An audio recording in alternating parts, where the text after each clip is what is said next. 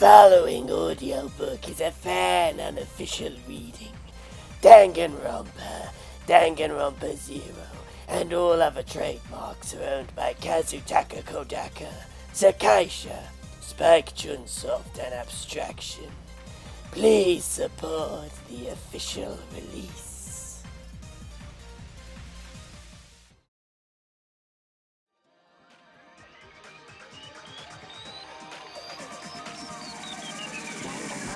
Danganronpa Zero. Written by Kazutaka Kodaka.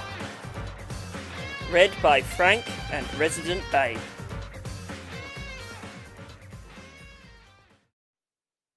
Chapter 12. When I finally opened my eyes, there was a ceiling above me. It seems I fell asleep somewhere, but since, being forgetful, I always forget the circumstances I've fallen asleep in, I wasn't especially confused. I calmly turned my eyes from the ceiling and saw a window. A clear beam of sunlight came in through the gap in the curtains, illuminating the white room I was in. It seems it was morning. This room. It was a room I couldn't remember. But that's the same as always, too. Anyway, my first order of business should be to calmly confirm the situation in Ryoko Ochinashi's memory notebook. And so I calmly tried to rise up from the bed, and then realized that I couldn't. What's going on? My body was firmly tied to the bed with a sturdy-looking rope. It was a magnificent knot I could only describe as craftsmanlike, and it bound me so tightly I could hardly move my body at all. I couldn't even turn my neck well, which made looking around the room impossible. At this point, I finally started to feel panic at this incoherent state of affairs. In other words, I went from, "What's going on?" to, "What's going on? What's going on?" But no matter how much I struggled, all I could do was shake and rattle the bed. Not only did the diligently tied rope show no signs of becoming looser, it seemed to actually be getting tighter. Someone! I started screaming, carried away by fear. Help me! Once I started, I couldn't stop. Please! I screamed and screamed and screamed. Someone! Help me! Then, after my earnest calls for help had been going on for a short while. You're being too loud, dung beetle. The words were abusive, but my heart started beating even faster than it already was. Matsuru-kun? If you want to scream, do it more quietly, you dullard. It is you, Matsuru-kun!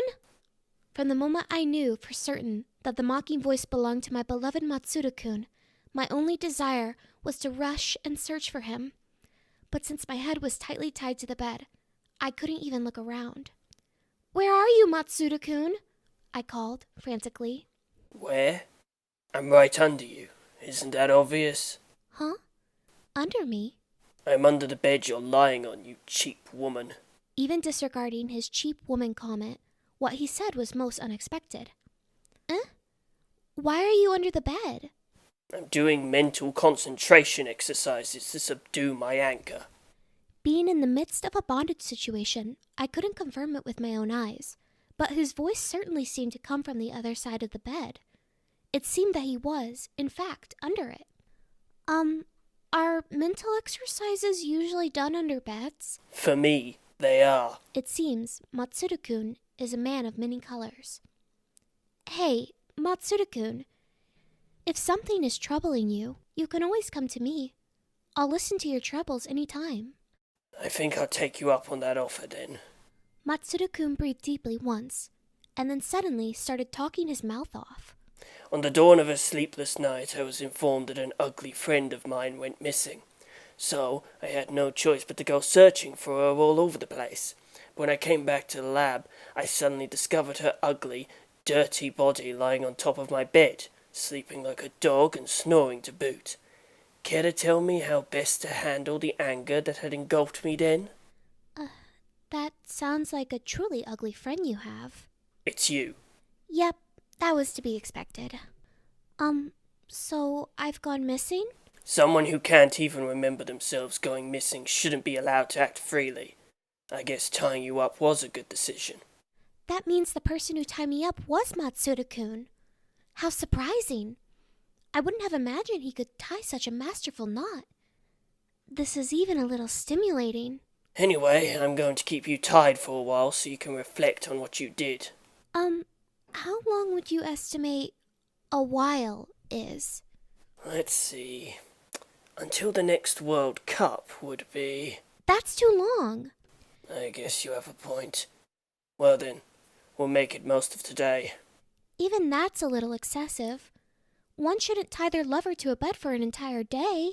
Who are you calling your lover? I'm not the type of weirdo that would have vermin as a girlfriend. Vermin? I couldn't find anything to say in response to his excessive nastiness. In any case, it appears that he was really angry, and not just faking it. The fact that he now stayed quiet proved it. On top of the bed, I was silent. Under the bed, Matsuda-kun was silent. That awkward silence continued for a while. After some time passed, Matsuda-kun sighed and said, Honestly, you've always been that way. Eh? What are you talking about?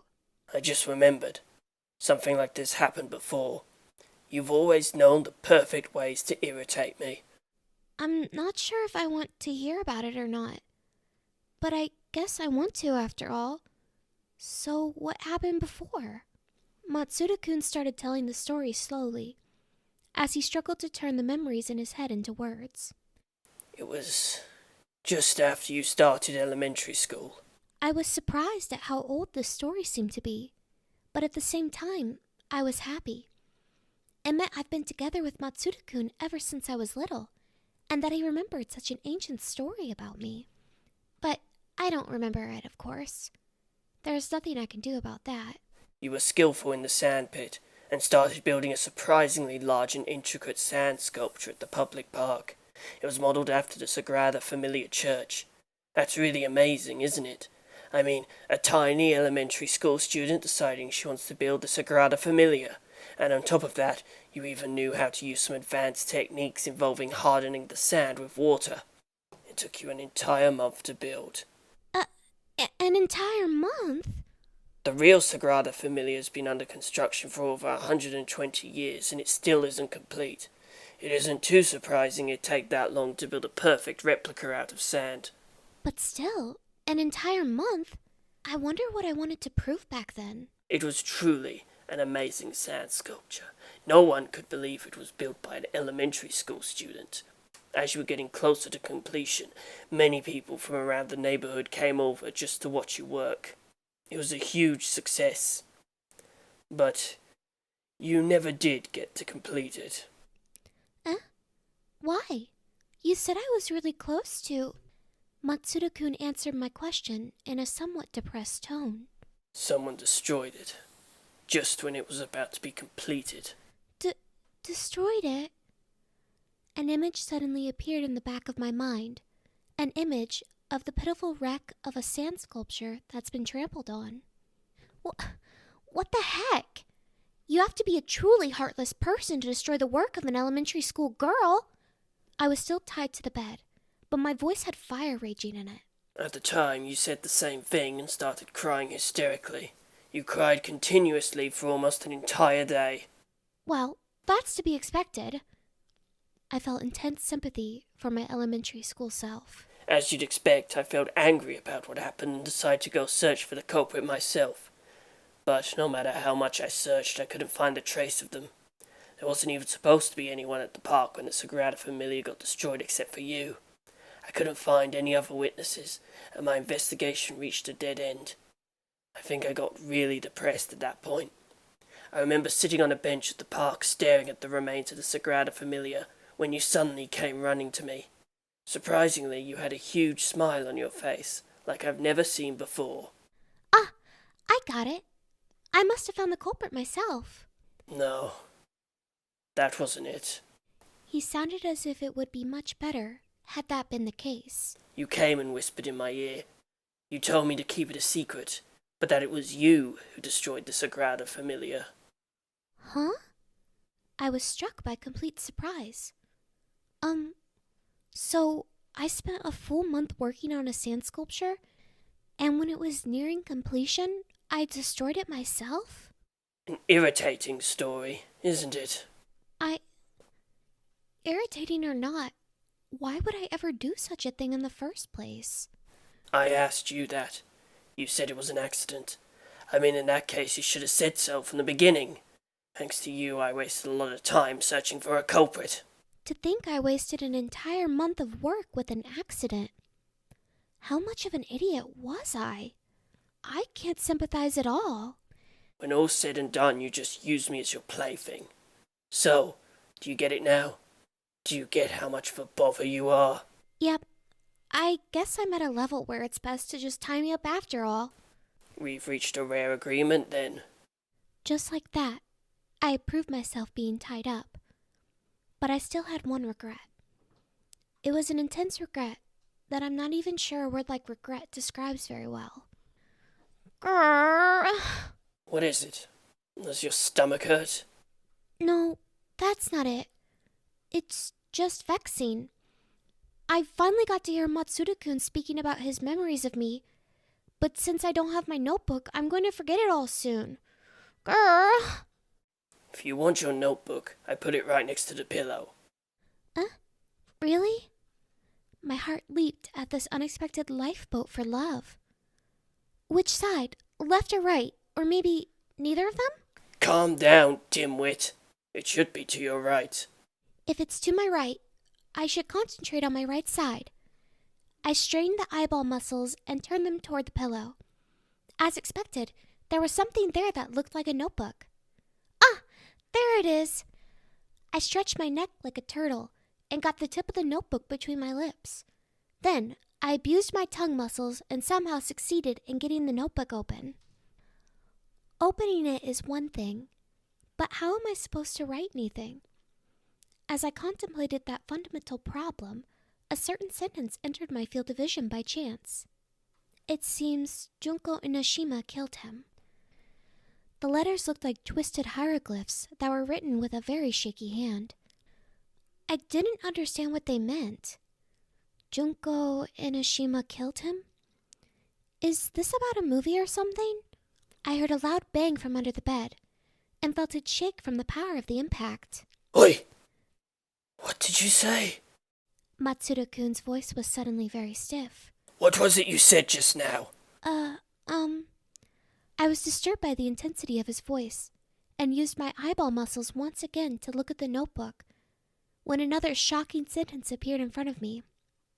I discovered a dead body at the Central Plaza. A dead body? It took me about 3 seconds to understand what I just read. Then I started screaming. A dead body! The rope dug forcefully into my body as I tried to jump out of the bed. Ow, ow, ow, ow, ow!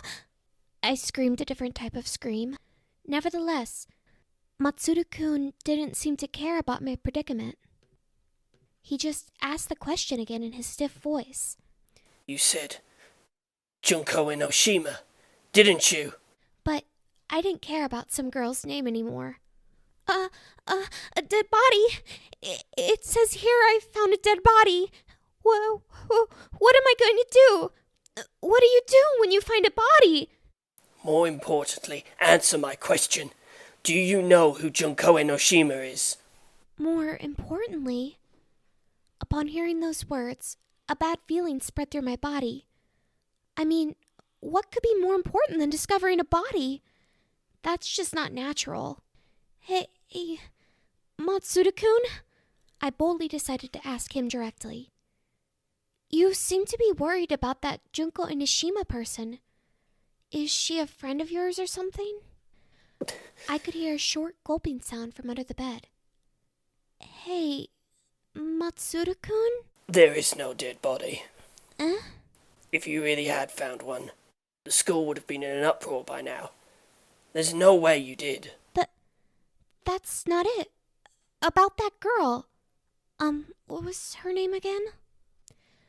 I looked for my notebook and discovered that it slipped to the area of my chest when I was screaming and struggling. No matter how much I stretched my neck and tongue, I couldn't get to it anymore. That's enough. I was mistaken. That girl has nothing to do with either me or you. Forget about it. For some reason, I got the impression his words were colored with irritation. But I can't just forget it that easily. I mean, it was written right there in my notebook, so it must be something that really happened to me. That's not necessarily true.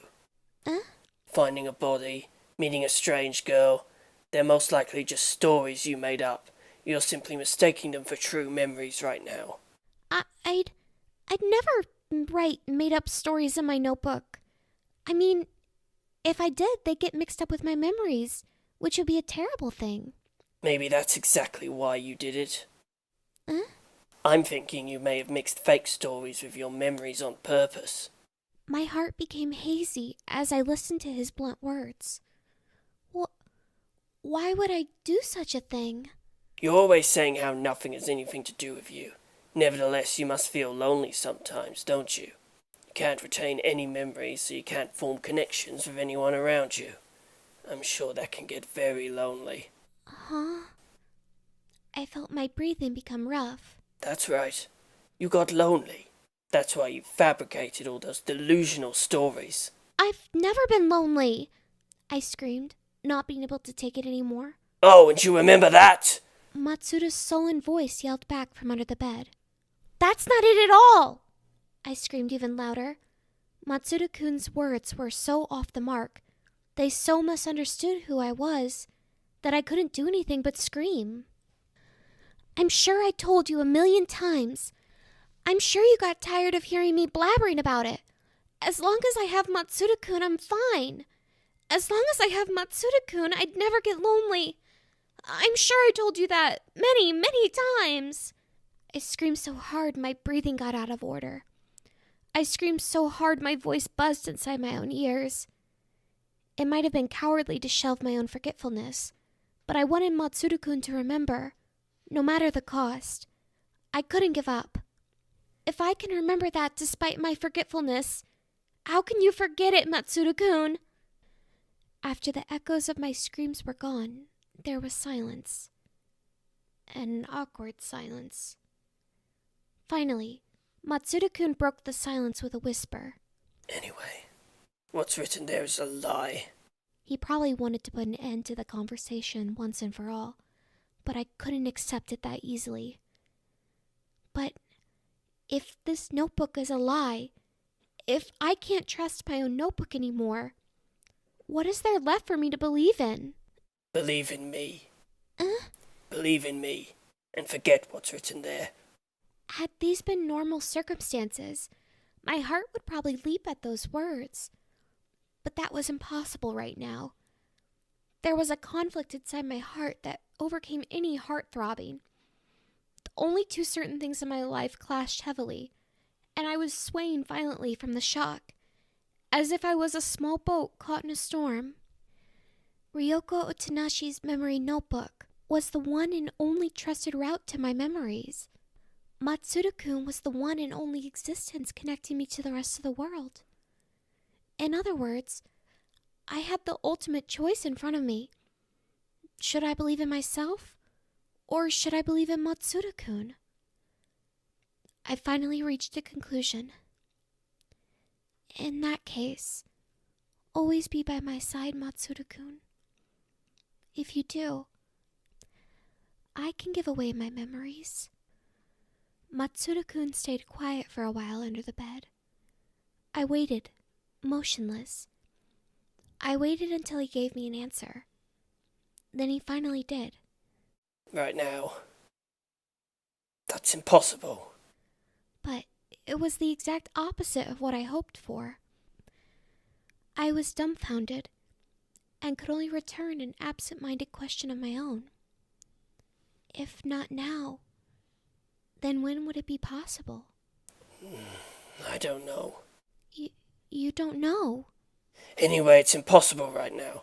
I can't be with you. There are other things I must do. Things you must do. I guess that must be...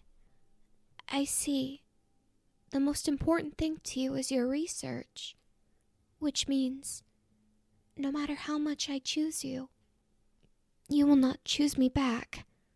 All I could do now was grudgingly whisper those words of resentment. No, that's not it. It seemed Matsuda-kun was about to say something, but he held his tongue at the last minute. He sank into silence and said nothing more. It doesn't matter how much I wait. He is never going to say the words I yearn for. In that case, at least cure me. My head felt hot, and my view of the ceiling got blurry. My face was probably covered in tears. Snot was probably gushing out of my nose. But I couldn't stop the stream of emotions flowing out of me anymore. And if you can't cure me, at least make me forget about you too! My screams were now mixed with sobbing, as I let everything out at once.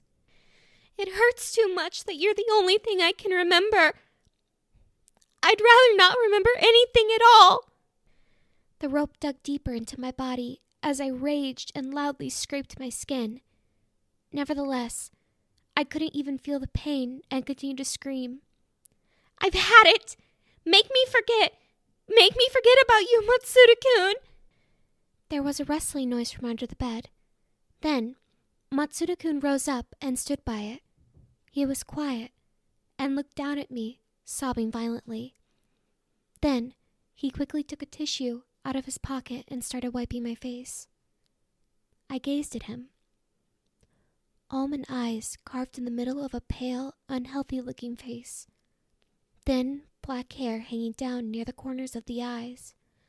Long, feminine eyelashes. A pointed chin. Thin, small lips. Long, white fingers. That was Matsuda-kun. But his face looked lonely. He looked at me with lonely eyes and gently wiped the tears and snot off my face. For some reason, I felt fear washing over my body. Fear stronger than any regret at the words I just said. Matsuda-kun. Then, just as I was about to open my mouth again, Matsuda-kun's hand stopped moving. He quietly turned aside and started walking towards his desk. Soon, he disappeared from my field of vision. Matsuda-kun?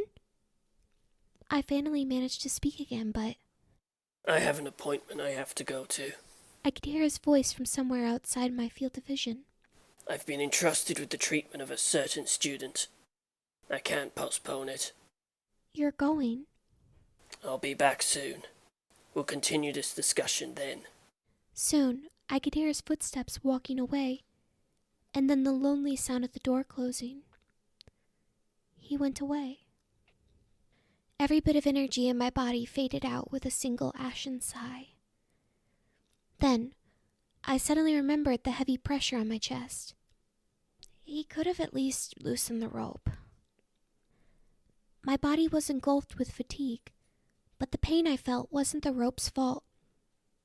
Its source was clear. I closed my eyes, trying to escape the anguish. I wanted to fall asleep. I wanted to forget everything. With that thought in mind, I slowly started dissolving my own consciousness away. Slowly, slowly. Suddenly, I felt the floaty feeling of my body being released. Huh? I gathered up my dissolved consciousness, and when I opened my eyes, I discovered that the rope that had bound me was now untied. Matsuda-kun? I rose up from the bed and looked around the laboratory, but there was no one there. So how did the rope become untied? I wondered if it could have been a time-based mechanism, or if I could secretly be a talented escape artist. As I contemplated those possibilities, I took a good look around the laboratory and noticed a hot water dispenser on one of the tables. I guess I should make myself some tea to calm me down. Soon after the idea came to mind, I poured some boiling water into a small teapot. The fragrance of the tea leaves tickled my nose. I poured myself a cup of tea and slowly sipped a mouthful. The hot, strong liquid washed down from my gullet to my stomach, and I finally calmed down. I see you finally calmed down. A small boy I didn't recognize appeared out of nowhere and was standing in front of me. Kya!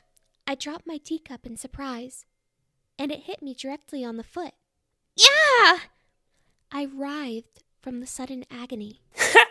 You sure are a scatterbrain, sister. Who are you? I managed to ask the innocent-looking, laughing boy through the pain. You forgotten already? Did we just meet last night? We met last night. I dragged along my foot, which was already numb with pain, and stepped to the bed where Ryoko Otonashi's memory notebook was still lying. I picked it up and leafed through the pages. Ah, I see. I suddenly remembered. Could you be the boy I left a message to Matsuru-kun with at the dorms? Bingo! You're perfectly correct. I'm Yuto Kamashiro, a student in Hope Speak Academy's 77th class. When did you come in here? I asked. I didn't notice him entering at all. Well, it's natural that you didn't notice. Kamashiro-kun suppressed a giggle and sat down on top of the desk. But that's the wrong question to ask. What do you mean? Kamashiro-kun's mouth twisted in a broad grin. I didn't come in. I've been here, all alone. All along? Well, ever since Yasuke Matsuda tied you to the bed with that rope, at least. I heard every bit of that lover's quarrel you had after that, of course. Speaking of, that sure was one impressive naughty tad. I'll have to ask him to teach it to me some other time. In other words, I tried using every bit of my brain to make sense of the situation.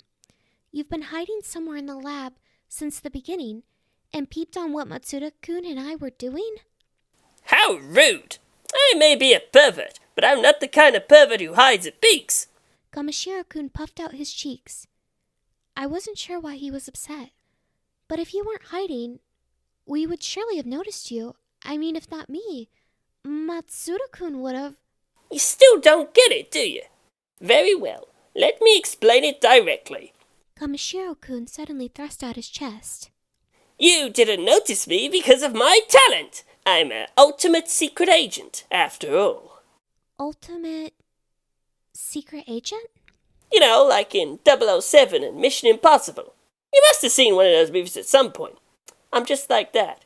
A spy, if you will. A spy? Unfortunately, I had no memory of ever seeing either of the movies he mentioned, and couldn't quite grasp what he meant.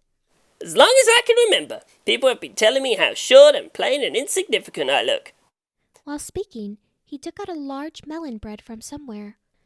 Honestly, it's a mystery where he could hide such a thing inside his outfit, and continued chewing loudly.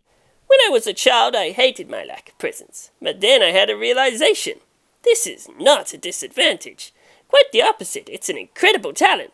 If you have no presence, no one's gonna notice you. I could flourish as a spy or a ninja. Yep, it wasn't a fault at all. It was a talent bestowed upon me from heaven.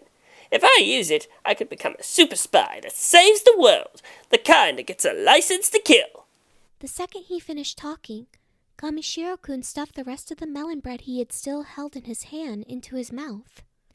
In other words, you weren't hiding at all, but we simply couldn't notice you? Kamashiro-kun gulped down the bread in his mouth. Yes, exactly, he said, smiling widely. At first, I came here in order to fulfill the promise I made to you yesterday. You know, the message I was supposed to pass. When I got here, I saw you and Matsuda-kun already found each other, so I thought the message wasn't necessary anymore. But it was a waste to just go back home, so I thought I'd go and show off my talent. Show off your power? I frowned. But why? So I could help you with that incident you got yourself involved with, of course. Kamashiro-kun looked at me with passion-filled eyes that didn't match his boyish face at all. Now that you've seen me do it, you get it, right? I can easily gather any information you require. I can solve any problem. The more dangerous the incident is, the more excited I get. That's just the type of man I am. Even if this turns out to be about a terrorist plan to steal a nuclear warhead. Ha! My body shivers just imagining that. Kamishiro-kun's body indeed shivered a little in excitement at his own words. His entire body oozed some strange kind of innocent madness. You're a strange one, aren't you? Fair enough. If I wasn't, I wouldn't be in this school. He was right, of course. This is Hope's Peak Academy we're talking about. I'm probably just as strange. So, what are you going to do, sister? I think your best course of action right now is to gain another ally. And not just a regular ally. I'm a specialist, a pro at intelligence gathering. Kamishiro-kun pulled out another piece of pastry. Does his outfit really have the space to store that many? But his hand suddenly stopped before it entered his mouth. What the? This is peanut butter bread. What a disappointment. His shoulders drooped, dejected. Is butter peanut bread really a disappointment? It sounds delicious to me. What are you saying, sister? Peanuts and bread are the worst possible combination. It's like trying to eat miso and rice together. I think that comparison made it even harder for me to understand. But I just said, yeah, of course. I didn't think it worth the bother of fighting over, so I decided to let it slide. Ah, so you do understand. Here, you can have it.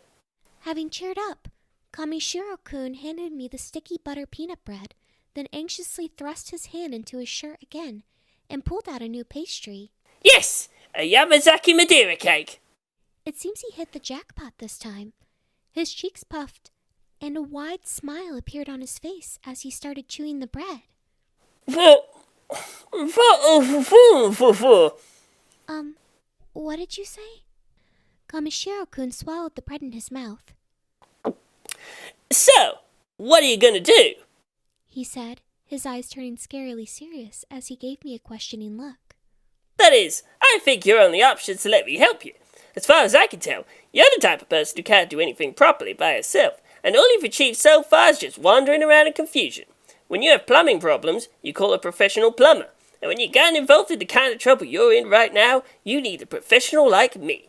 I'm exactly the kind of person who can clear up this kind of incident. Right now, we fit together like male and female genitalia. You're a confused person in trouble, and I am a person who can solve such problems. It's easy to tell what the next step should be, isn't it? It's even more obvious than ejaculation. Wait a second.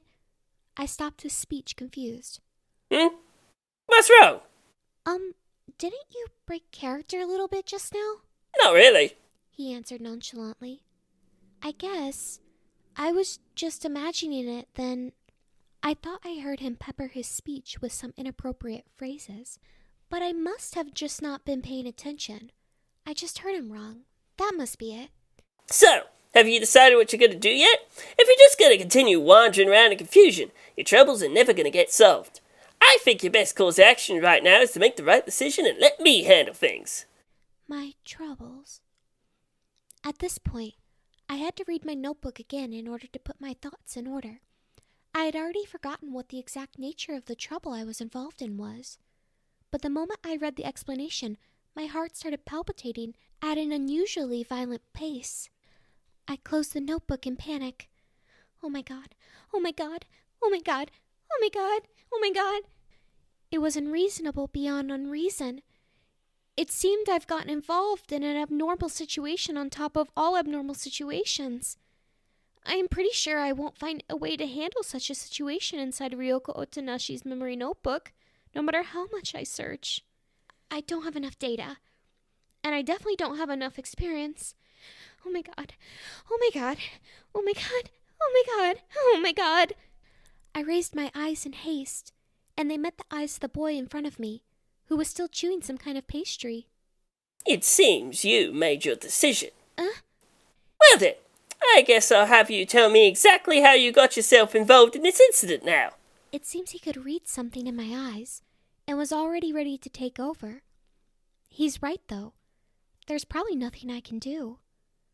If I can't take care of this myself, I have no choice but to rely on other people.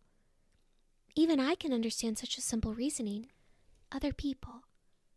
Other people who are not Matsuru-kun. It seems the time has finally come to put myself in the care of people who had nothing to do with me until now. What are you waiting for? Come on, tell me all about it. Go on. Okay.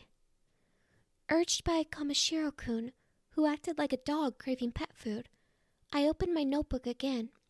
But before I could explain about the trouble I was in, I had to explain to him about my forgetfulness. Can't say I'm jealous, but that's one interesting trait you have there. His face looked like he had just seen an unusual souvenir from some exotic foreign country. I continued my story. I told him about the past memories that were stolen from me, about how I was invited to the Central Plaza and found a dead body there, about my meeting with Junko Onishima. The events I was reading in my notebook were enough to make my voice tremble, but Kamishiro-kun just listened attentively, narrowing his eyes. Then, as I completed the first part of the story and came to a pause, he finally spoke. I never imagined I'd hear Junko Enoshima's name here. Huh? I have a feeling I recently got the same kind of response from someone else. Oh? Are you surprised I reacted to Junko's name more than I did to the dead body? It was just the same with Matsuda before. I guess you're right, sister. You really are forgetful. That's amazing. That's not really something you should admire, you know. Kamishiro-kun pulled himself together in agreement. Well, I think I get the general idea about your situation. I'm a super spy, so I don't get too shocked by dead bodies, but this really is quite an incident you've gotten yourself involved with. If that Junko Enoshima girl's connected to it, it's probably also an especially atrocious situation. Yep, you were right when you decided to let me handle it. Do you perhaps know this Junko Onishima? I asked. He sure talked as if he did. Not directly, no. But I feel that she and I share a destiny. A stiff destiny. Excuse me? You sure had an experience straight out of a Hollywood blockbuster, haven't you? No need to worry, though. Whoever the lead character was previously, I'm taking over that role now. This is going to be a thrilling spy suspense story from now on. Thrilling? That's an odd phrase to use for your own life. You shouldn't think too hard about that. Kamishiro-kun thrust his hand into his clothes again and pulled out yet another pastry. Yay! A Choco Swirl! He cheered, and then returned to his explanation. I'm currently investigating a different incident, you see, and that's where I heard the name Junko Enoshima. At the time, I didn't think she was such an important key figure, but if she's also involved in your incident, I guess that changes the story. I mean, it'd be too much of a coincidence for the same girl to be involved in two different incidents. Kamishiro-kun's eyes glittered. He was right when he said the more dangerous the incident, the more excited he gets. By the way, aren't you curious what that other incident might be? Aren't you? Yeah, I guess. I reluctantly nodded in agreement, since he was pressing the question hard. Should I even tell you? It might be bad if word of this leaks out. His attitude reeked of assumed importance, despite the fact that it was him who brought the subject up in the first place. Ah, who cares? He dismissed his worries lightly, as I expected him to. This is a very tiresome person indeed. Actually, I'm not sure we should even call it a different incident. What do you mean? I think the two incidents might be connected. That's what I mean. Connected?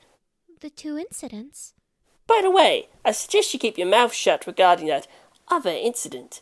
It's quite a dangerous incident, and there's even a chance the worst might happen.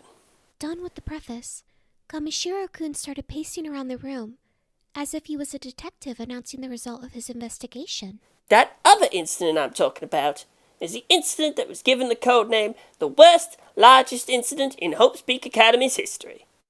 Suddenly, my heart started beating as if small bombs were going off inside of it. Huh? What's going on? The worst, largest incident in Hope's Peak Academy's history.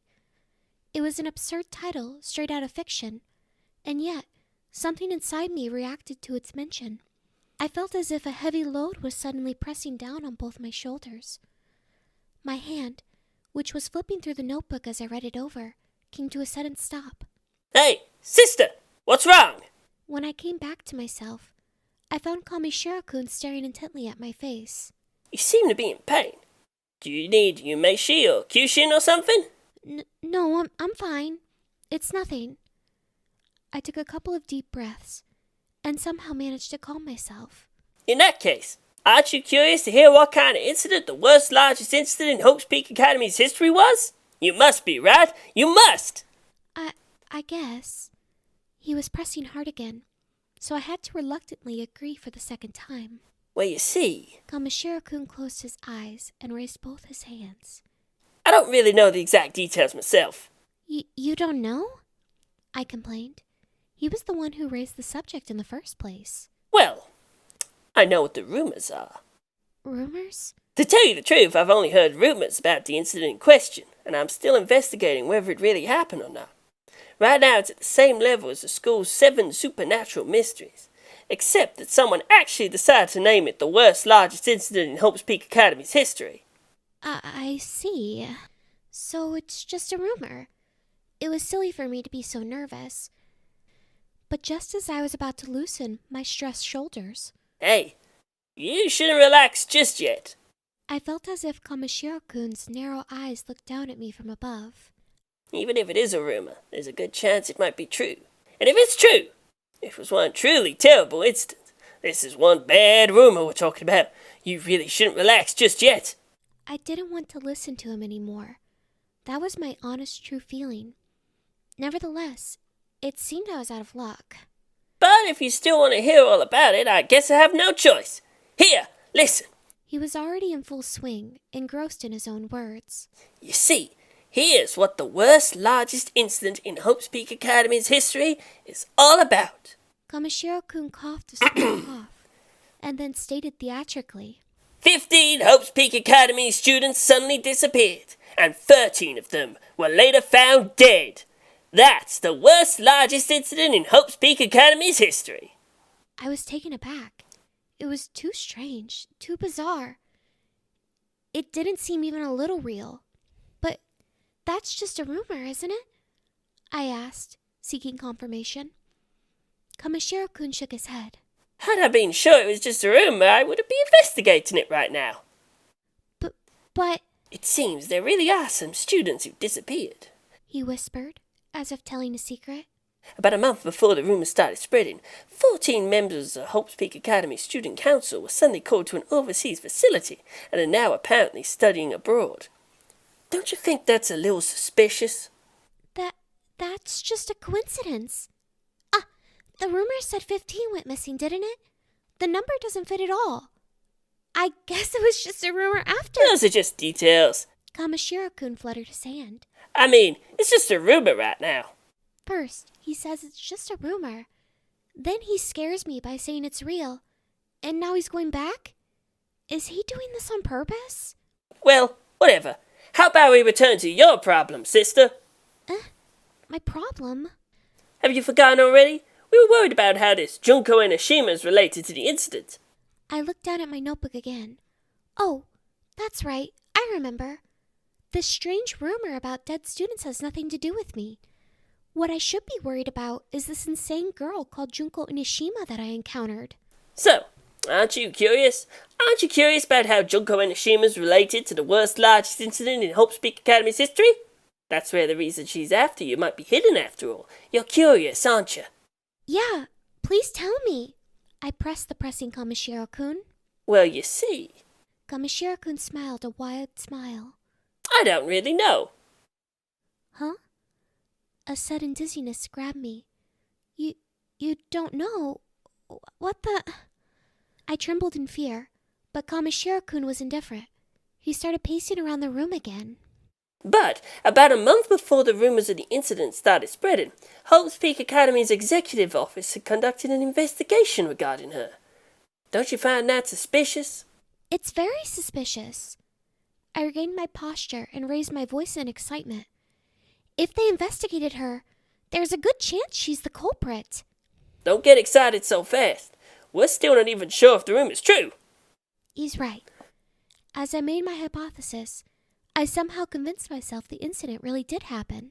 But if this rumor is true, and if she is the culprit behind it, don't you think she'd be caught by now if Hope's Peak conducted an investigation? Kamishiro-kun leaned on his desk and continued. Furthermore, it appears that it was Junko Enoshima herself who started the rumor in the first place.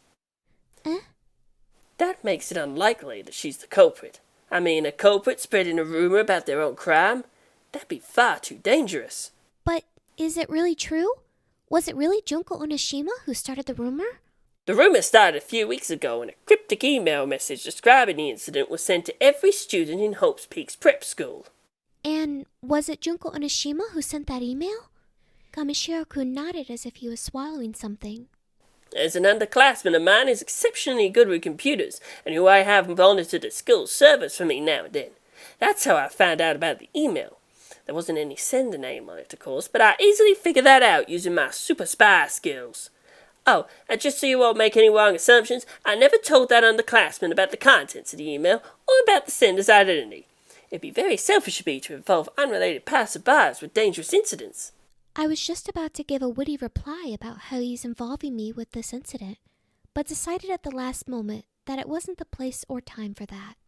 But why would Junko Onishima do such a thing? Why spread a rumor about such an incident? That I do not know, he proclaimed, his ignorance in a bright voice yet again. Ah, how about we ask her directly? I had a flash of inspiration. Let's find Junko Onishima and ask her what's going on. If that was possible, I'd have done it already. Kamishiro-kun shook his head in dismay. I'm not sure why, but I can't manage to find this Junko Onishima anywhere. She isn't going to any classes, and the teachers seem to allow it. Her classmates also have no idea what's going on. I'm telling you, that girl's allowed too much freedom. It's possible she's even been expelled, since even I can't locate her. But I did meet her, right here, in this school. That's what my notebook says. She probably wanted you involved in this, no matter the cost, sister. That's why she appeared before you, stole that notebook of yours, and made that mysterious confession about a murder she committed. But I have no clue what her intentions are. It's so far out that all we can currently do is laugh about it. Kamishiro-kun linked his arms behind his head and laughed naturally. Wait, this isn't a time to laugh. This is serious. I chided him in response. It's fine. It's not like we're in any hurry. Kamishiro-kun replied, letting out a yawn. The only reason we don't understand it yet is because my investigation's still going. As soon as I get back on the case, we'll know the rest of the details in no time. But right now, it's meaningless to make any hypotheses and conjectures. By which I mean, leave the rest to me!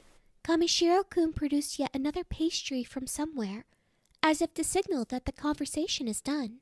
The legendary free-flavor Danish! He puffed his cheeks happily. Oh, I almost forgot. He suddenly turned back to me, licking the sugar off his fingers. We haven't yet discussed the matter of remuneration, have we? You want me to pay you?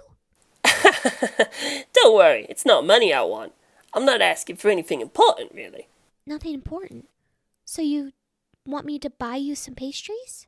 Pastries that can satisfy my appetite are extremely important. He shook his head so vigorously, I could almost hear the noise it was making. So what? I tilted my head in confusion.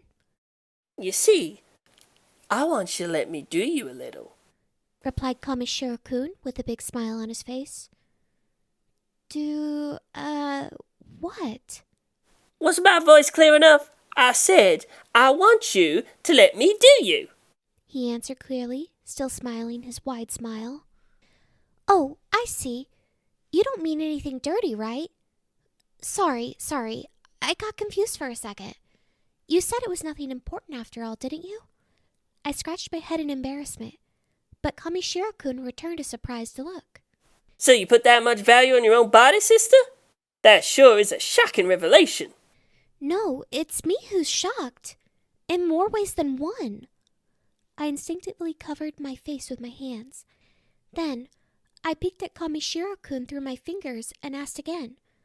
So, by doing, you really do mean... Despite my looks, I have more sexual appetite than most men.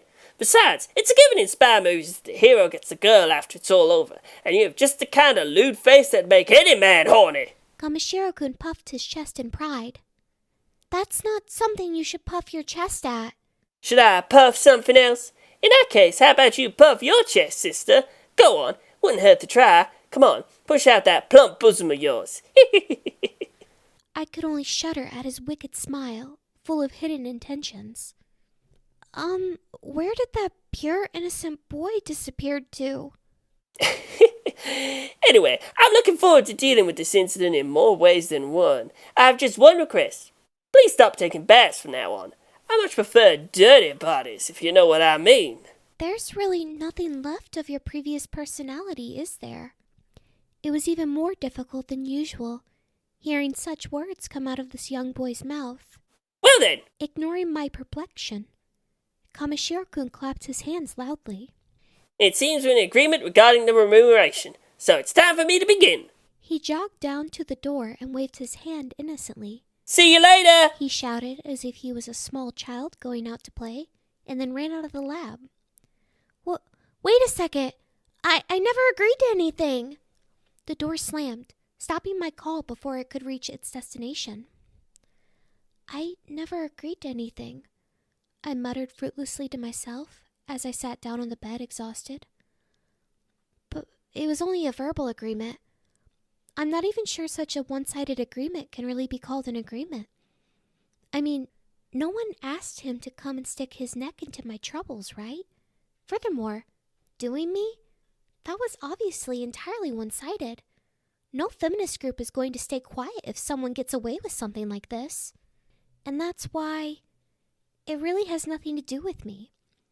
Yep, I should just ignore it. It's best to just ignore it.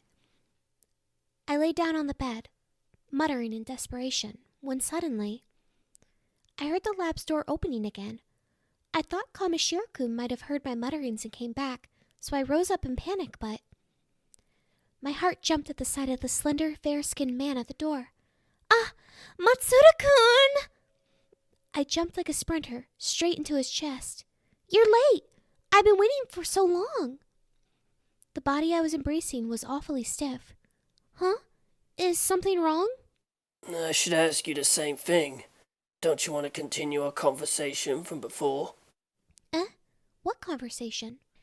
I had no clue what he was talking about. I had already forgotten it. But I didn't care. I don't know what happened before. As long as Matsuda-kun is here, everything's fine. Did we talk about something before? I tilted my head and then buried my face deep inside his chest. Prrr, prrr. My head remained buried in that chest for a while. I thought he would chastise me for getting him dirty, but instead, he finally said two unexpected words. I'm sorry. I raised my head in surprise. What are you sorry about? Matsuda-kun stared at my face for a short while, and then coughed a small cough. No, it's fine if you don't remember. But in any case, I'm sorry, he said, bashfully turning his face away. I didn't understand exactly what he was saying, but for some reason, my chest tightened with deep emotions, replacing the thunderous beating of my heart. I buried my face deep in his chest again. And as I stand there, swallowed inside his chest, I start forgetting. All the dirt and filth that clung to the inside of my body crumbles into nothingness, leaving nothing but pure, empty feeling. Nothing matters except this very moment, right now. I'm a little worried about his sudden apology, but even that is not such a big deal compared to this moment's happiness. Right now, this very moment, that's the only important thing in the world.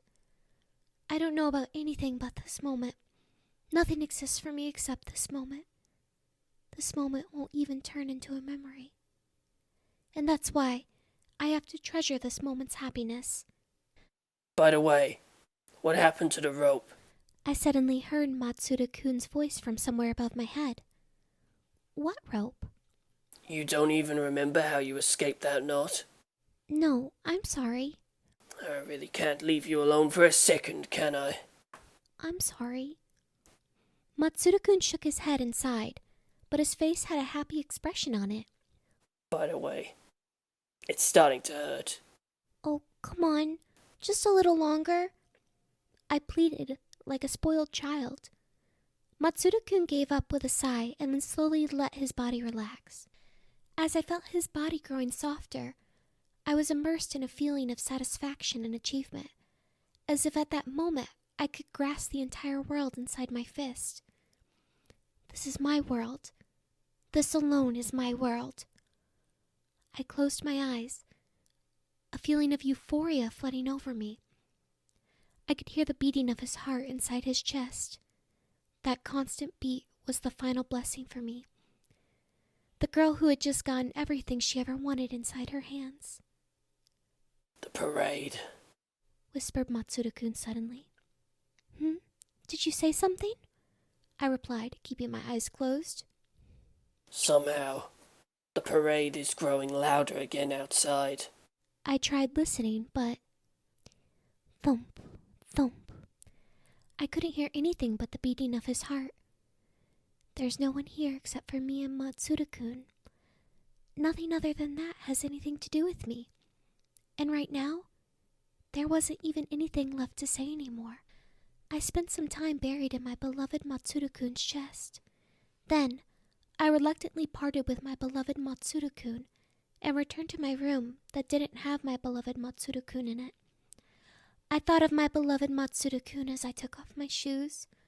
I whispered my beloved Matsuda-kun's name as I climbed into bed. And then, I drifted into sleep, where dreams of my beloved Matsuda-kun awaited me. That's all there is to it. Nothing else has anything to do with me anymore. Chapter 13. The courtyard at Hope's Peak Academy's eastern quarter. Deep at night. The lights from the surrounding facilities were long gone. Only the street lamps, installed at fixed intervals, still dimly illuminated the darkness. In front of the clock tower on the edge of the courtyard stood a teenage girl, alone. She narrowed her eyes and looked at the clock above her head. He should be here soon, she whispered. The girl was waiting for someone. When she first contacted the man, he coldly refused to meet her, insisting that it wasn't necessary. But once she'd procured documents concerning shady deals in his past, she found him much more open to the suggestion. It wasn't hard. After all, she made her livelihood discovering people's secrets. In fact, she thought this one had given up a little too easily. What else was he hiding? Fame's a fickle food. You work so hard to get it, and all it gets you is your freedom lost. The man she was waiting for was a member of Hope's Peak Academy's steering committee. There was a reason she had to meet a member of the committee. There was something she had to ask directly, whatever the cost. There was a certain truth the committee were earnestly trying to hide. A truth even her client, the headmaster, most likely didn't know.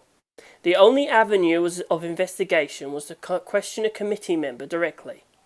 She'd come to that important realization only a few short days after setting out on her investigation. Her formidable talent led her to it. Her name was Ryoko Kirigiri.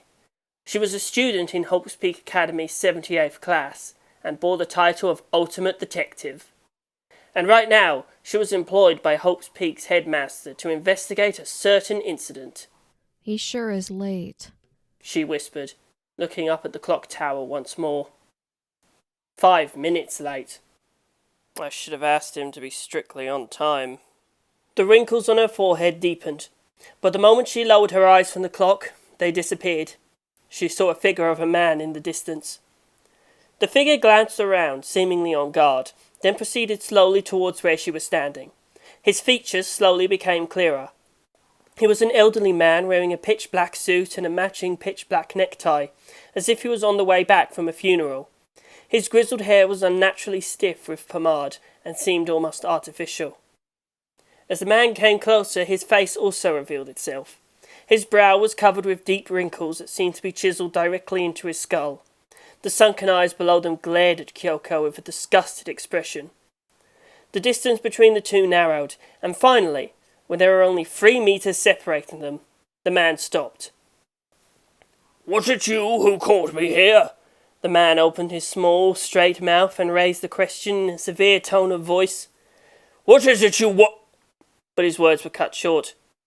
Something absurd, something completely out of place, came falling down from the sky, and both the man and his words were flattened by it. Ryoko felt as if the scene before her was a stop-motion animation. as though she was witnessing a series of ridiculous tableaus. The school desk that came flying down from the sky hit the man directly on the head. The man's body twisted from the impact and then collapsed. The desk struck the ground and then bounced back into the air in recoil. At that point, another desk came flying down from above. It smashed into the fallen man's back, bending his body like a trampled rag doll. Then, yet another falling desk twisted his neck unnaturally. The man's face showed no sign of surprise. It was stuck in the same expression he had when he talked to Kyoko. Then, several more flying desks hit his body, making a huge cloud of dust as they hit the ground. An overdue, intense crashing noise finally registered in Kyoko's ears. At the same time, a desk came shooting out from inside the cloud of dust, grazed her hair, and landed behind her, revolving like a spinning top. It was a freakish development, a development with no rhyme or reason. The man who moments ago stood in front of Kyoko had been crushed by a large number of falling school desks as soon as he opened his mouth. It all took place in the span of a few seconds. It took Kyoko only a brief moment to regain her senses. The dust cloud was still rising in the air when she took off running up to the desk pile. There was already a deep red puddle next to the man, who was now buried under the rubble. Dark liquids seeped from his eyes, nose and ears. Kyoko's mind quickly changed course. She turned her head to look above her. A vague silhouette stood atop the school building, slowly coming into focus. It was a human figure, illuminated by moonlight from behind. The figure brandished something above its head, and then threw it. It was a pipe chair, and it was flying down straight towards Kyoko. She jumped aside, dodging the chair's trajectory, and leaped into the school building. Yet another crashing noise came from behind her. She assumed a low posture as she ran through the building's corridors, and then continued to run up the stairs without stopping to catch her breath. At that moment, she didn't care at all that she'd just been targeted. She was running purely for the sake of the clue, in an adrenaline rush that erased any sense of danger from her mind.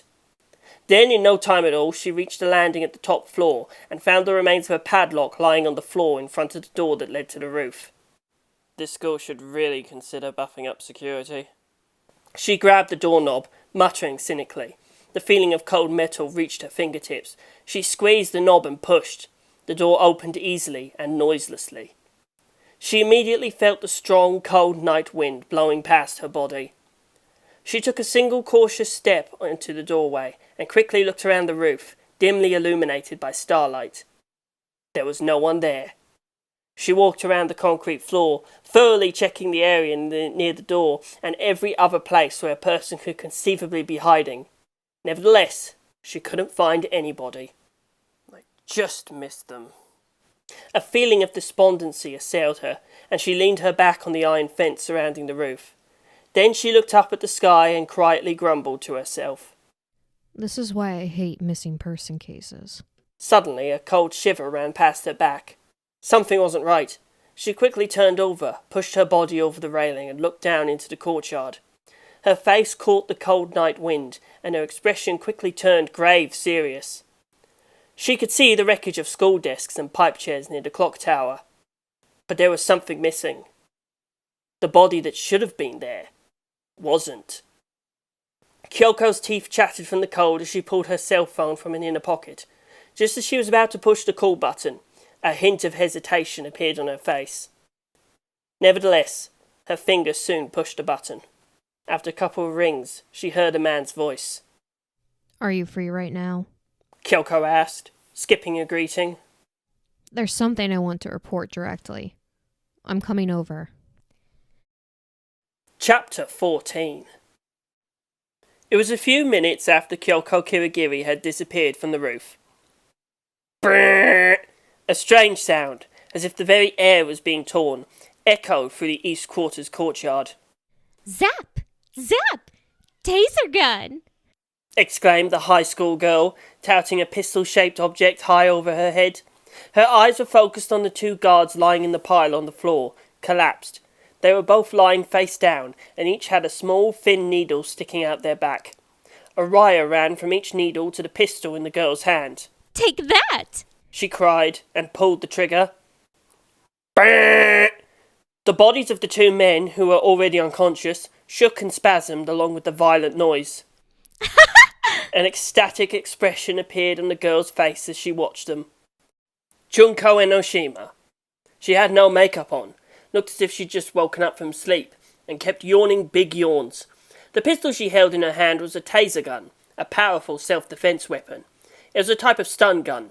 By shooting some target with a needle connected to a wire, she could send an electric current through the target's body. It wasn't originally strong enough to kill a person, but since she'd modified it to send a stronger current, it wouldn't be so strange if someone did die. A despair-inducing self-defense weapon. One might say it made her unbeatable. Junko continued playing with the taser gun for a short while, but soon grew tired of it. She pulled the wires away with her bare hands and threw them into a plastic bag. Then she nonchalantly dumped the bag into a nearby trash can. Well then, I think that took care of every annoying person in my way. It seems that little Miss Kadaichi also disappeared to who knows where. Does that mean I have the place all to myself? She let out a theatrical sigh of relief and walked majestically across the plaza. Her destination was the clock tower. She didn't attempt to hide herself at all. Quite the opposite. She exhibited a sense of presence that seemed to scream at people to look at her. It also had the sinister suggestion that by doing so, they might end up dead. That said, I never expected little Miss Conan to stick her nose into my business. It must be that pesky headmaster's meddling. But my plans for this scenario don't include her at all. So what am I to do? I mean, it is interesting to have her around, but it's also possible she'll be a real hindrance after I went through all that effort too. Hey, wait. She stopped abruptly, as if about to trip forward, and stared at the wreckage of school desks and pipe chairs in front of her. The moment she saw it, the cruel smile plastered on her face disappeared. The body isn't here. She spat out. Again? This sure is despair-inducing. As despair-inducing as all your dreams crumbling down. Nevertheless, there was a smile on her face. Smiling, she kicked the chair that was lying on the ground near her feet. It didn't seem like a very powerful kick, but the chair flew a few meters, hit a street lamp in its way, and shot off into the air like a ping-pong ball. Then, when the sound of the clash's echo disappeared from the plaza, Junko Enoshima's figure was already gone, vanished like a shadow. Chapter 15. What was that noise? Kyoko Kirigiri instinctively stopped moving. She thought she'd heard a sound like a bell clanging, but when she listened attentively, the corridor was as still and silent as ever. Did I imagine it? Usually she would have stopped and investigated until she could tell for sure, but right now she had something far more important to do, and so she took off quickly towards her destination. Kyoko walked briskly down the corridor of Hope's Peak Academy's staff building, a place students are normally forbidden to enter. The sound of her footsteps echoed coldly through the dim corridor. There was no sign of people in the staff building this late at night. She hadn't passed anyone on the way here, and she most likely wouldn't pass anyone going forward. She reached her destination in no time at all. A plaque reading Headmaster's Office adorned the door in front of her eyes. Kyoko glared at it for a moment, and then pushed the door open without knocking. "You're already here? That was fast," said Jin Kirigiri, who was sitting at a desk deep inside the office. He was smiling. Kyoko surveyed the room quickly, as was her habit when entering an unfamiliar place. Her first and only impression was, it's dirty. Cardboard boxes and documents were piled everywhere, without rhyme or reason. "I've been too busy since we moved here, so I haven't had time to put things in order," said Kirigiri, having noticed where Kyoko was looking. Nevertheless, Kyoko's reply was surly and indifferent. She moved straight on to the subject at hand, indicating no interest in small talk. I just came from meeting a member of the steering committee, but someone got in our way. Kirigiri was about to say something in surprise, but Kyoko quickly continued, as if to say it wasn't yet time for such a reaction. He was killed, in front of my eyes. Killed? But his body disappeared soon after that. Disappeared? Despite only managing to repeat her words, Kirigiri's face grew deeply concerned. Nevertheless, Kyoko didn't seem to take notice, and continued speaking in the same indifferent tone. But don't you think that's strange? They killed him as if trying to show off in front of me. And then they took the body away, like they wanted to hide it. If they wanted to show off, what purpose does hiding the body serve? I have a bad feeling about this. Kyoko seemed to be getting more and more passionate as she went on, and spoke faster and faster. Furthermore, didn't another committee member go missing yesterday? He may also be in danger. We should find a way to contact and warn him. No, not just him. The whole committee is also... Wait a moment! Kirigiri couldn't take it anymore and rose up from his chair. Are you sure he was dead? Kyoko said nothing, but her grim face was all the answer he needed. Kirigiri felt an intense feeling of exhaustion taking over his body and sank back into his chair. Why would such a thing? He heard Kyoko letting out a long, slow sigh in response to his question. I'm not sure about the hiding, but I have a guess as to why he was killed. You do? Kirigiri slapped his hands on the desk and looked energized again. Tell me! Why? Watching him, Kyoko felt a sense of disappointment washing over her. Her emotion was reflected in her eyes, which seemed to be asking why he couldn't even figure that out on his own. Worse, he didn't even notice. Please, tell me! Kyoko sighed another deep sigh and answered quietly. Making that big show and killing someone can only mean it's a warning. And if that's the case, killing a member of the steering committee is surely in response to that incident. Jin Kirigiri gulped loudly. So, you know about that already? About the worst, largest incident in Hope's Peak Academy's history? To a certain extent. Contrasting Kyoko's calm answer, Kirigiri's face turned sour. I see, he spat out, and slowly leaned back into his chair.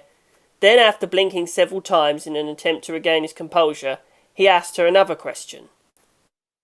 Are you saying he was killed because we're covering up the existence of the incident? No. There's more to it than that. Kyoko shook her head lightly. The steering committee hasn't just been covering up the existence of the incident. They've been hiding something else. Something important. I think that's why he was killed. Kirigiri's expression turned thoughtful in an instant. Then he whispered quietly. Perhaps. Is it because the committee knows the identity of the culprit and are harbouring them? Kyoko's eyebrows raised slightly in reaction. You know about that? For the first time since she entered the room, her eyes met Kirigiri's. I never thought you knew about the culprit conspiracy. I didn't think you'd give me this job if you did, but I guess you're in on it after all. Her words carried a hint of anger. No, that's not it! Kirigiri shook his head, flustered. I was never told about the culprit, or the plan to harbour them. The committee decided that all on their own. I didn't hear about it from them.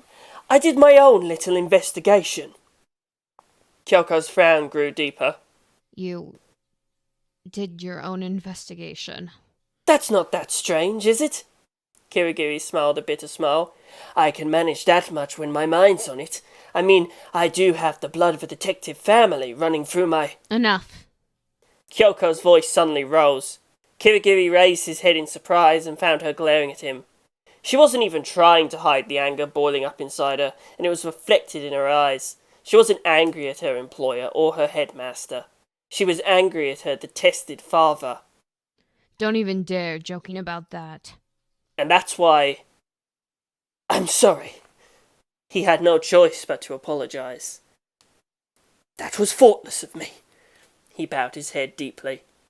His circumstances didn't matter. His own feelings didn't matter. From her point of view, he was simply a man who abandoned his family. That much was unquestionable. He didn't want to make any excuses. It's not like he could, anyway. But perhaps, someday, he could at least convey his own feelings to her. No, those are just selfish thoughts. Forget it. He raised his head at her voice. She was leaning on a bookshelf in the corner of the room, and her expression was back to its calm self. We've gotten off topic. Her voice was cool and composed. I'm sorry. You're right. He let out a deep sigh, but just as he was about to let his attention relax, 2 words assaulted him, as if in a surprise attack. They were cold, sharp words that seemed to pierce the air. It was Azura Kamakura, wasn't it? Kirigiri reacted instinctively. His eyes, his fingertips, his breath. Kyoko didn't miss his reaction. So it was. His entire body was arrested by the look she gave him. He remembered that look. No, he couldn't just remember it. She had the eyes of a detective family. The eyes he hated and feared. The eyes that could pierce anyone's inner thoughts, creep through their minds and leave nothing unrevealed. His own daughter giving him this awe-inspiring look. Kirigiri's frown loosened, just a little. As expected from an heir to the Kirigiri family. Such outstanding talent! Is something funny? Kyoko asked, watching his face as if taking him to task. No, I was just admiring you. The smile hadn't left Kirigiri's face.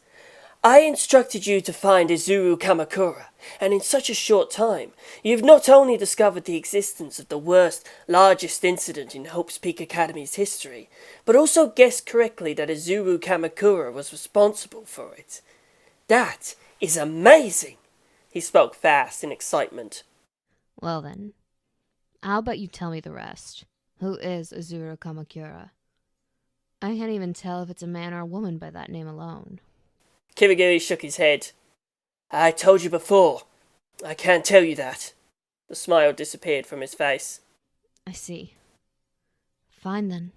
Kyoko was quickly getting ready to leave, as if to say she'd found out herself regardless. She looked at her feet and continued in a disinterested tone. But I don't understand this at all. Why would you ask me to find Kamakura for you, if you know he's the culprit? Aren't you trying to cover up this incident? If so, you should just let the committee shelter Kamakura and do nothing. No, I can't just leave it up to them. Oh? Kyoko's mouth twisted unnaturally. So you don't trust them either? No, that's not it. Kirigiri's voice turned cold. It's just that I don't think they know what they're doing. I think they're making a big mistake. A mistake? They think that if they can cover up this incident, it's all over. But I don't think that's true. Kyoko listened carefully to Kirigiri's explanation without interjecting. That incident is not yet over. I feel like something's still going on somewhere out there. I hope it's just my imagination, but if it isn't, this may turn into something we can't undo. That's why I must hear what Izuru Kamakura has to say. But the committee isn't revealing where Kamakura is. They don't trust me. Something bothered Kyoko. It had less to do with what he was saying and more with his demeanour as he was telling her about his fear that the incident was far from over. His tone of voice and gestures were certainly grave, but that wasn't all. She felt just a tiny hint of a different emotion hidden in them. She suddenly remembered her grandfather. Kyoko's grandfather, Jin Kirigiri's father, was still the head of the Kirigiri family, on active duty as a detective. She remembered her first accomplishment as a detective. She was officially acting as an assistant on the case, but was successful beyond anyone's imagination.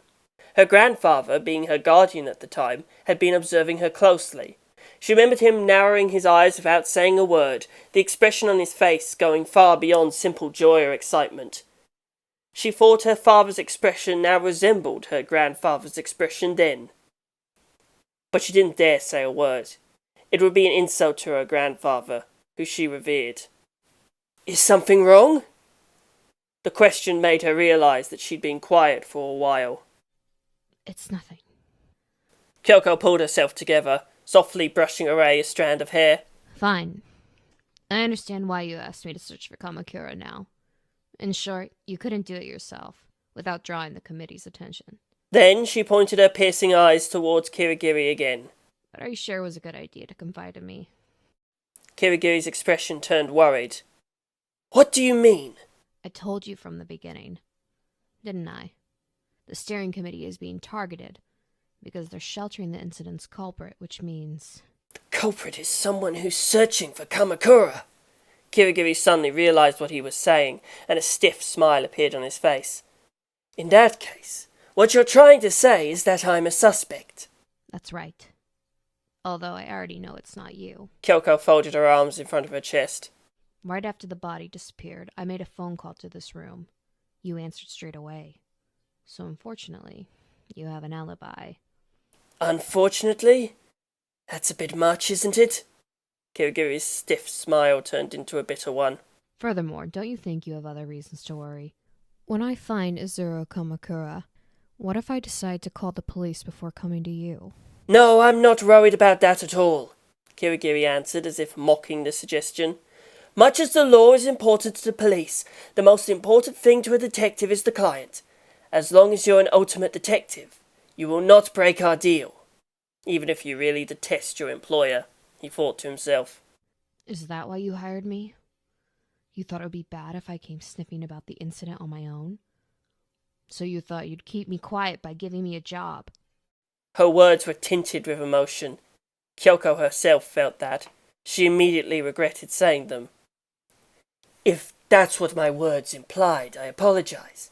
The only reason I hired you is because I needed your talent. I had no ulterior motives. He chose his words carefully. It was clear that he was worried, and that made Kyoko even angrier. She was also mad at herself for letting him get to her. She thought she'd put it all behind her. She wasn't supposed to feel anything for her father anymore. She wasn't even supposed to resent him. That's why she accepted the job. It was supposed to be just like any other case. So why was she choosing such sharp words every time she spoke? It was like, I'm like a spoiled child, looking for attention. I've had enough of this idle chatter, she said in a strained voice, trying to rid the thought from her head. In any case, we can't have any more victims. I think it's a good idea for you to warn the rest of the committee members. Tell them if they continue to harbor Azura Kamakura, it's likely more people are going to end up dead. Yes, of course. They both knew the committee were unlikely to listen, but neither of them said it out loud. They both knew it would be useless to mention it. I'll be going now. Kyoko turned her back on Kirigiri without giving him another look. She was on her way to the door when an unexpected voice came from behind her back. This job turned out more dangerous than I imagined. Kyoko stopped in her tracks. So? She turned her head back. I'm a detective. Heir to the Kirigiri family. I thought that's what you'd say. Kyoko sensed those words were leading to another unwanted emotion, and started moving quickly to the door again. When she reached for the doorknob, her father spoke again behind her. The preparatory school's parade is growing more radical by the day. His voice was unusually tense. I feel the timing's too perfect. It can't be unrelated to that incident. What I'm trying to say is... Kirigiri cleared his throat and changed to a natural tone of voice. Be careful. He sounded like a father talking to his daughter before she went out for the evening. Nevertheless, Kyoko's reaction was a blunt one. That is to say, she didn't react at all. She just kept silent as she left the headmaster's office. After hearing the door close loudly, Kirigiri let out a deep sigh and leaned back into his chair, but his face showed a hint of a smile. That truly is one incredible talent she has. He whispered those words inside his heart, and the smile on his face grew wider. After leaving the headmaster's office, Kyoko walked back through the corridors as fast as when she arrived. Her face was emotionless. Then, without changing her expression, she suddenly whispered, He didn't have to say that. I know already. The whisper only she herself could hear soon vanished into the air, and then she herself vanished too, deep into the dark corridors. Chapter 16. And so, after everything that happened, I, Ryoko Tanashi, and Yasuke Matsuda-kun made the decision to drop out and put Hope's Peak Academy behind us. Right now, we are waiting for our flight at the airport lobby. Soon, we will both board an airplane and embark on our trip to America, the land of the free. I finally realized what's important. As long as I have Matsuda-kun in my world, I don't need to fuss over such trifling matters as Hope's Peak Academy. I have no obligation to participate in this irrational story. If you happen to be interested in what happens next, by all means, go ask someone. We're busy. After we get to America, we're going to develop a new species of corn and corn plantation, and then go to NASA and work on relocating to the moon. Hey, Matsuda-kun, I say, turning towards Matsuda-kun, who is already hard at work growing corn under the seat next to me. Hey, we're not at the plantation yet. Isn't this too early? Don't interfere. I'm busy planting the Cybermen. he replies while planting some seeds in the ground. You can't, Matsuda-kun. Cybermen require richer soil to grow. Napa-samba is going to be a soup set. But he is not listening to my advice, and I opened my eyes. I raised my body up warily and took a look around the room. A beige carpet, a small dresser, empty bookshelves. Here and there, small notes reading, "This is my room," were pasted on the wall. Since they were there, I knew that this was, indeed, my room. I gave a sigh of relief, and then realized I didn't have time for that. Someone was knocking violently on my door. I'm coming! Just a minute!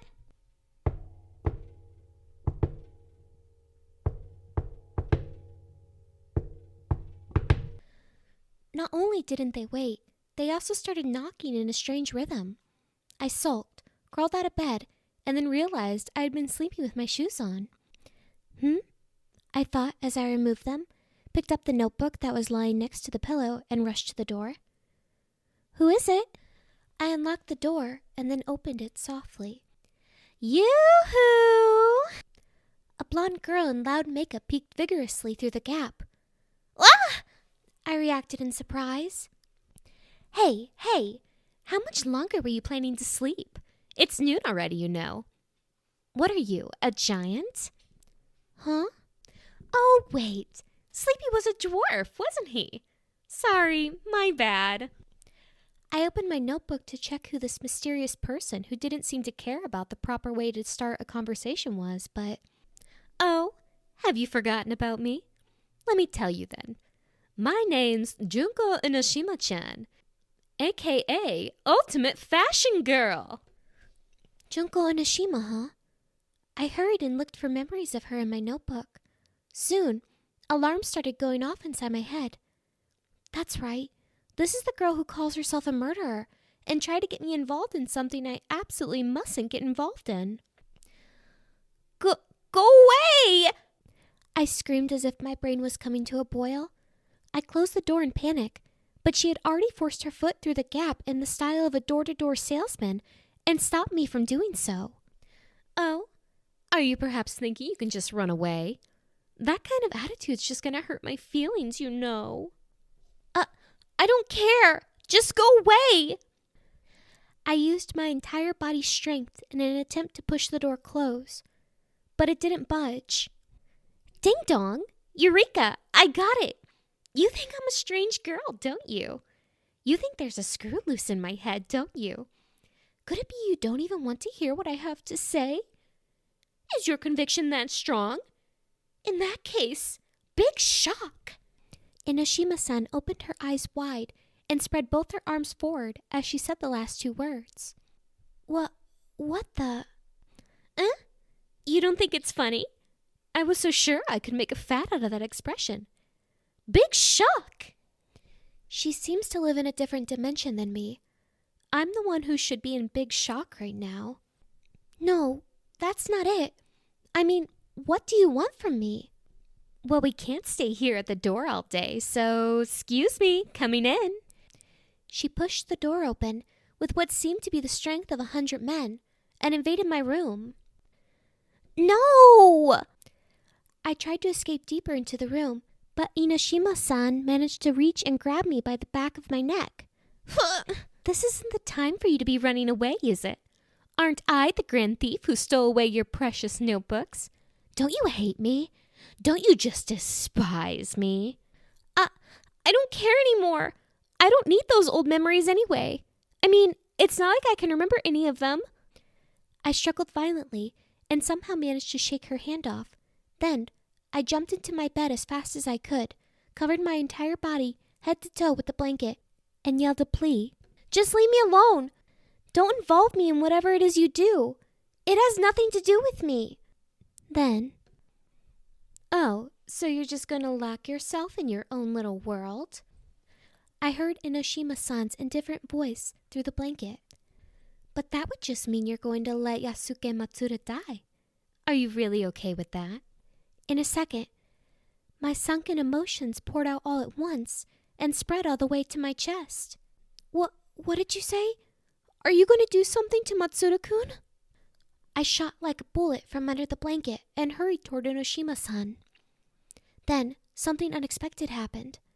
Smiling, Junko Enoshima-san hugged me. Huh? I was still dumbfounded when she began whispering in my ear. Yes, that's good. You should hate me so much you'd want to kill me. The more you despise me, the more despair-inducing this story's end is going to get. And that would be perfect.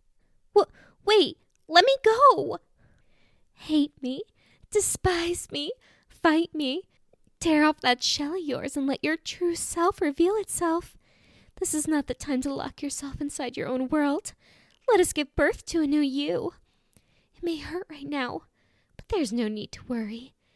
These are just birth pains. When you overcome them, it would finally be time to say happy birthday to your true self. I took a bite into Enoshima-san's ear. Ow, ow, ow, ow. As she faltered, I jumped out of her grip. Give me a break. Why do I have to get involved with something like that? It has nothing to do with me. Whatever you have or don't have anything to do with, it has nothing to do with. She stroked her bitten ear and turned to me, an ecstatic smile on her face. Traffic accidents, natural disasters, wars.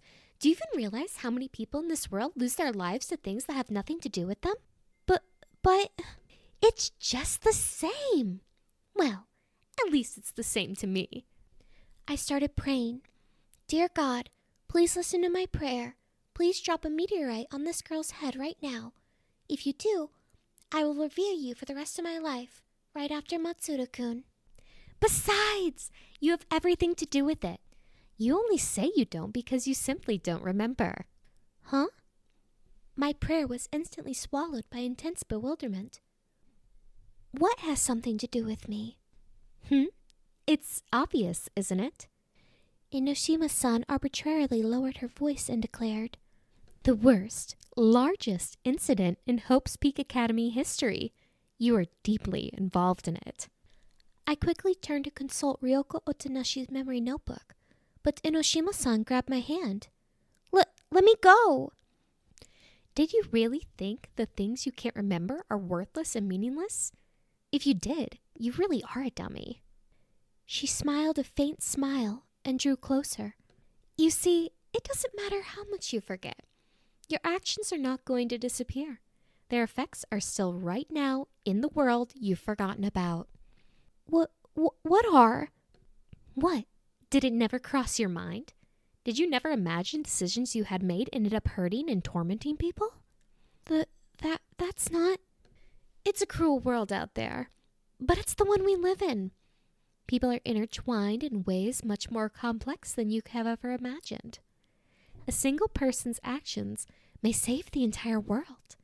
A single person's actions may cause a chain of despair that throws the world into chaos. Isn't that amazing? Truly, this is a world worthy of being lived in. It was such worthless, silly logic that I felt embarrassed just listening to it.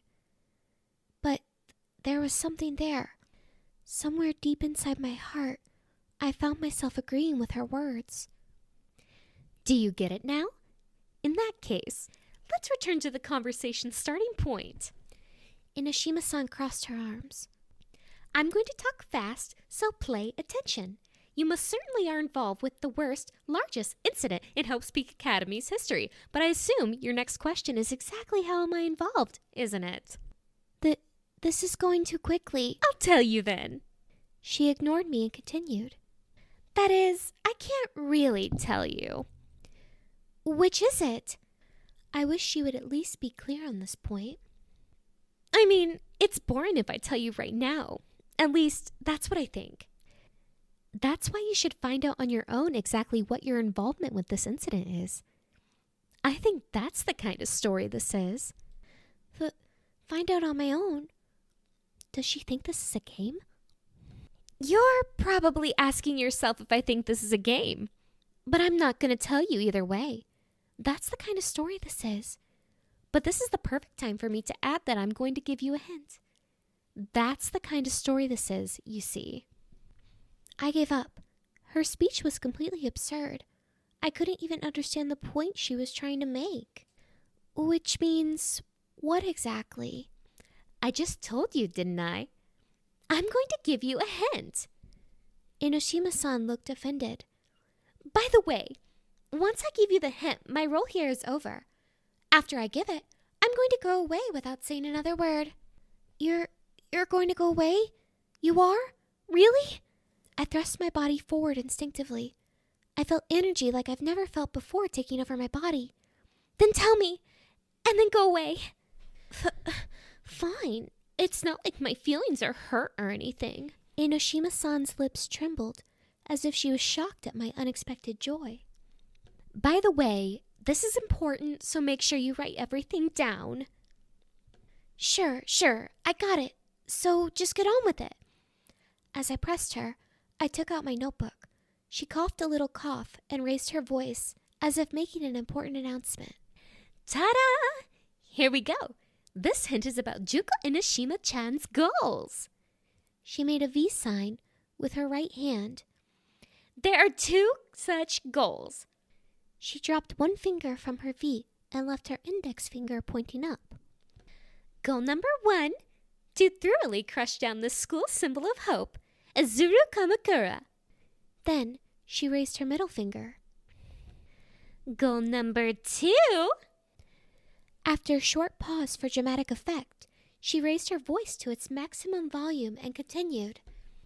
To kill the beloved darling Yasuke Matsuda. I heard a thump and realized I dropped my notebook on the floor. My body stiffened. I couldn't speak. To kill the beloved darling Yasuke Matsuda. Those incomprehensible words sprouted buds of fear, anxiety, and confusion inside my body. The seeds grew and stretched into a single instant, fixing my body in place. I felt as if I was cast in plaster, unable to move even a single finger. Enoshima-san watched my suddenly silent figure intently for a brief moment, and then everything was silent. Her mouth was a straight line, tightly closed, as if declaring her intention not to speak anymore.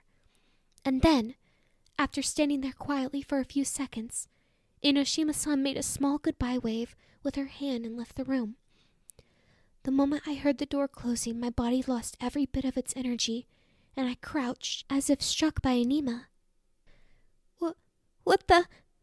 My voice squeezed from deep within my throat, sounding like the chirps of dying birds. Matsuda-kun? She wants to kill.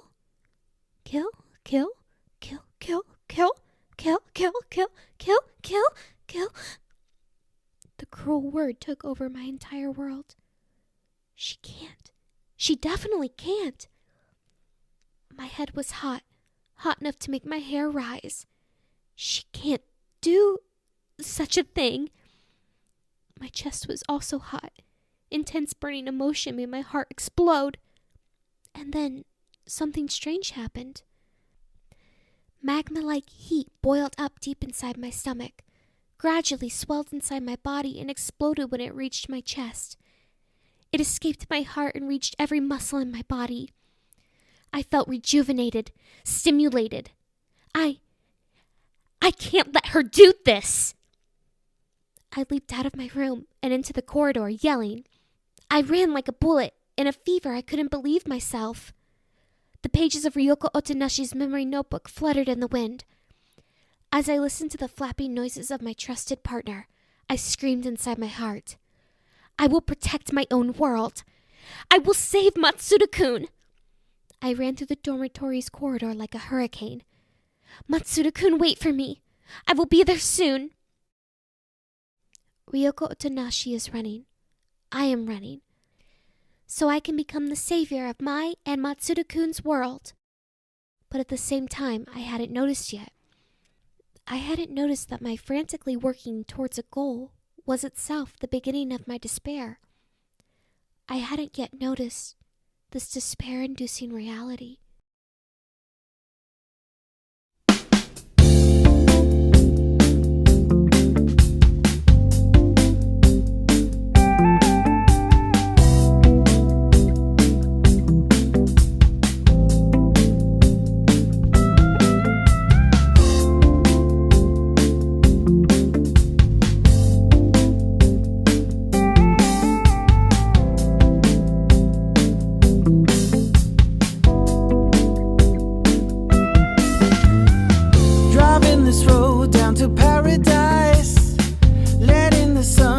into my